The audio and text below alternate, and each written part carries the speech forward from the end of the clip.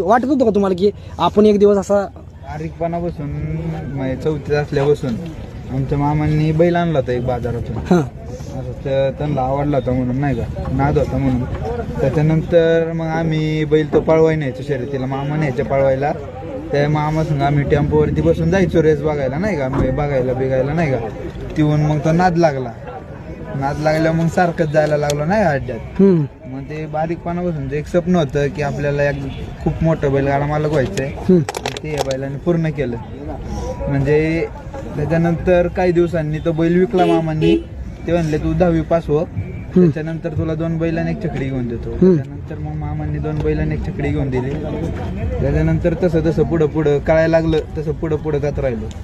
त्याच्यानंतर खूप बैल घेतली. त्याच्यानंतर हा बैल लागला. सुरुवातीला घरचा बैल होता हा, म्हणजे घरची म्हणली काय पळायचा आहे बैल, एवढीचा बैल कशाला नादा लागला असं कोण म्हणलं का तुम्हाला? मस्त लोक